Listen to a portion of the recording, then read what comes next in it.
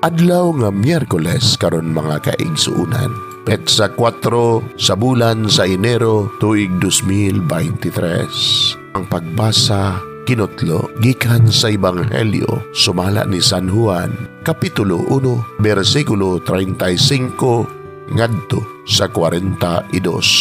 Sa pagkasunod adlaw, didto na usab si Juan uban sa duha niya katinunan. Og sa pagkakita diya kang Jesus nga milabay, miingon siya, "Anaa ang nating karnero sa Dios."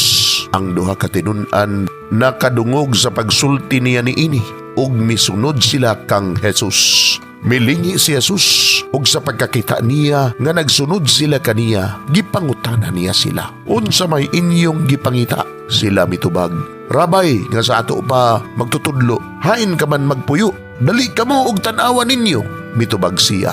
Mga alas 4 kadto sa hapon, busa mikuyog sila kaniya, og nakita nila ang ilang gipuy-an, og nagpabilin sila uban kaniya ni adtong adlaw. Usa ni adtong duha nga nakadungog kang Juan og mikuyog kang Jesus mao si Andres nga igsuon ni Simon Pedro.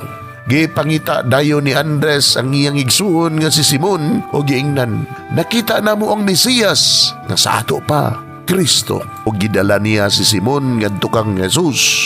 Mitutok si Jesus kaniya og miingon, "Ikaw si Simon nga anak ni Juan, apan karon nganlan ka nag-Cephas nga sa ato pa Pedro." Mga igsuon, ang Ebanghelyo sa Ginoo. Daygon ikaw o Kristo.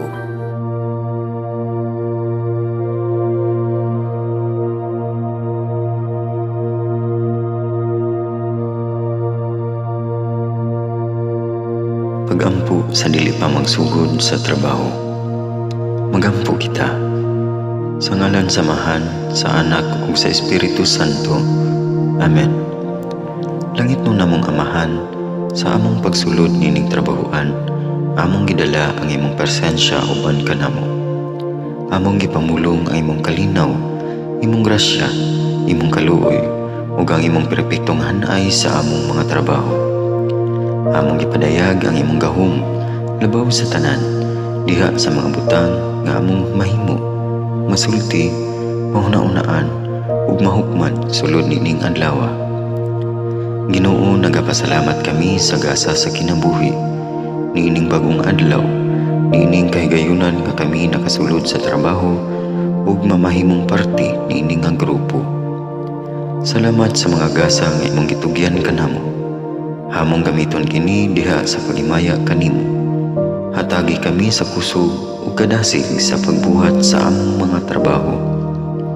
Panalangini ang among mga proyekto, mga ideya ug kusog, aron sa ingon bisan sa pinakagamay namong mga kalampusan, magahatag kini sa imong himaya. Ubani kami, Ginoo, sa among pagtrabaho nining adlaw. Puna kini nga lugar sa inspirasyon ug kusog. Tabangi kami nga magtrabaho isip usa ka grupo nga mapakita sa usag-usa ang kamaayo. Himua kami nga maayo nga makabot namo ang mga butang nga kinahanglan namong buhaton. Himua kini nga lugar nga puno sa kalipay ug panagihigalaay. Ug kamugaway ug kalinaw ang mapatigbabaw niining dapita.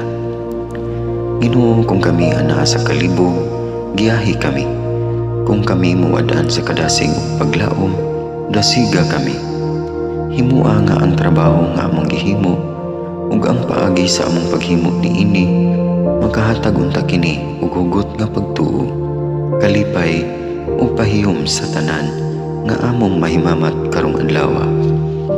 Panalangini ang among mga pamilya, among Pinoy-anan, among nasod. Himua nga magmatidud-anon kami sa pagtagad ug pag-amuma sa kalikupan ug sa tanang may kinabuhi, diha sa pagbuhat kanamo sa pagkabot sa imong pangandoy alang sa hustisya ug kagawasan. Ug Ginoo, sa among pagbiya nining lugar, tagay kami sa imong panalangin ug kaluoy sa among pagbiyahe. Panalangini ang among mga pamilya ug Pinoy-anan nga anaon ta sa maayong kahimtang sama sa among pagbiya kanila. Ginoo, salamat sa tanang butang nga imong nabuhat, sa tanang butang nga imong gibuhat Usa lang butang imong buhaton pa. Sa ngalan ni Jesus, among giampo diha sa tumang pagigugma ug pagpasalamat. Amen. Sa ngalan sa Amahan, sa Anak ug sa Espiritu Santo. Amen.